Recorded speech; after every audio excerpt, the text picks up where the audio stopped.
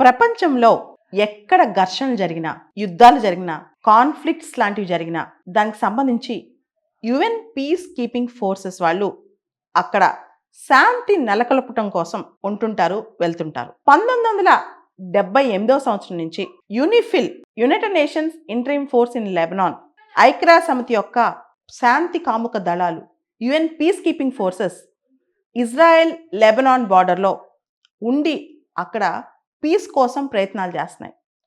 UN piece keeping ఫోర్సెస్ని blue helmets అని కూడా అంటాం.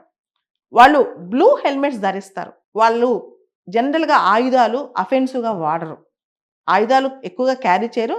ఒకవేళ ఉన్న స్వీయ రక్షణ కోసం అఫెన్సివ్ కోసం వాడరు అనమాట. అయితే భారతదేశం నుంచి కూడా చాలా మంది యుఎన్ పీస్ కీపింగ్ యాక్టివిటీస్ కోసం వెళ్తుంటారు. India is one of the largest contributors to UN piece keeping forces అనమాట. అయితే ప్రస్తుతం న్యూస్లో UNIFIL United Nations interim force in Lebanon వీళ్ళకి సంబంధించి కొన్ని ఇన్కర్షన్స్ జరుగుతున్నాయి. ఇజ్రాయెల్ లెబనాన్ బార్డర్లో ముఖ్యంగా సదరన్ లెబనాన్ దగ్గర నకౌరా అనే ప్రాంతం ఉంది. ఈ ప్రాంతం దగ్గర యునిఫిల్ వాళ్ళ స్టేషన్ కూడా ఉందన్నమాట. వాళ్ళ యొక్క బేస్ ఉంది.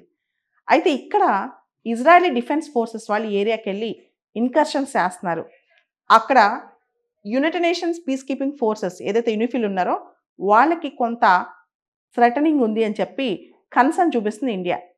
అండ్ యునిఫిల్లో ఈ లెబనాన్కి సంబంధించిన పీస్ కీపింగ్ ఫోర్సెస్లో దాదాపు ప్రపంచవ్యాప్తంగా 50 దేశాల నుంచి 10,500 మంది పీస్ కీపర్స్ ఉన్నారనమాట.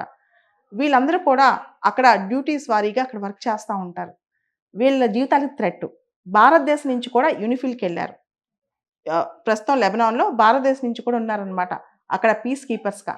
ఇది అంశం. ఇండియా మన మినిస్ట్రీ ఆఫ్ ఎక్స్టర్నల్ అఫైర్స్ వాళ్ళు ఈ కన్సర్న్ వ్యక్తం చేశారు. యునిఫిల్కి సంబంధించి ఎక్కడైతే ఇజ్రాయెల్ డిఫెన్స్ ఫోర్సెస్ లెబనాన్లోకి వెళ్ళి హెజ్బొల్లా కోసం లెబనాన్లోకి వెళ్ళి సదరన్ లెబనాన్లోకి వెళ్ళి పోరాడుతున్నాయో దీనివల్ల యుఎన్ పీస్ కీపింగ్ ఫోర్సెస్ వాళ్ళకు కూడా ఇబ్బంది జరుగుతుంది అని చెప్పి Indian ministry of external affairs వాళ్ళు వెస్ట్ ఏషియాలో జరుగుతున్న ఘర్షణల పట్ల తమ కన్సర్న్ వ్యక్తం చేస్తూ ముఖ్యంగా యునిఫిల్కి సంబంధించి ఈ విషయాలకు సంబంధించి ఇండియా అబ్జర్వ్ చేస్తుందని కూడా ఒక స్టేట్మెంట్ రిలీజ్ చేశారు.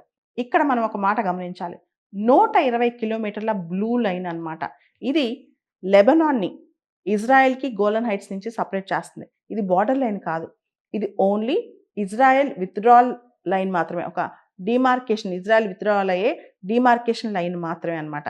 ఇది ఐక్యరాజ్య సమితి బ్లూ లైన్ అనే దాన్ని ఇయర్ 2000లో ప్రస్తావించి అప్పటి నుంచి ఇజ్రాయలీ ఫోర్సెస్ అక్కడి నుంచి విత్డ్రా అయిపోవాలి. ఇది బ్లూ లైన్. ఈ లైన్లోకి ఎవరు రాకూడదని చెప్పిందనమాట. అయితే ఈ బ్లూ లైన్లో దాటి ఇజ్రాయెల్ డిఫెన్స్ ఫోర్సెస్ వస్తున్నాయని చెప్పి ఇప్పుడు కొంత అనుమానంగా ఉందన్నమాట. బ్లూ లైన్ అనేది లెబనాన్కి ఇజ్రాయెల్కి బార్డర్ అని కాదు. సో విత్డ్రాల్ లైన్ అనమాట. అక్కడ ఈ ఫోర్సెస్ ఇజ్రాయెల్ ఫోర్సెస్ అక్కడికి వెళ్ళి ఉండకూడదు. కానీ పరిస్థితి ఏంటంటే బ్లూ లైన్లో ఇజ్రాయెల్ ఫోర్సెస్ కనిపిస్తున్నాయని డౌట్. బ్లూ లైన్ అనేది ఒక demarcation line dividing Lebanon from Israel and Golan Heights అనమాట. ఇది దాదాపు 120 కిలోమీటర్స్ ఉంటుంది ఈ లైన్. ఈ లైన్ అనేది మనకి సదరన్ లెబనాన్లో చాలా క్రూషియల్ లైన్ అనమాట ఇది. అయితే బ్లూ లైన్ సంబంధించిన డిమార్కేషన్ కూడా బ్రీచ్ చేసి ఇజ్రాయెల్ డిఫెన్స్ ఫోర్సెస్ దూసుకుపోతున్నాయి అని చెప్పి ఈ ఇన్కర్షన్స్ తప్పు అని చెప్పి ప్రపంచవ్యాప్తంగా చాలా దేశాలు భావిస్తున్నాయి.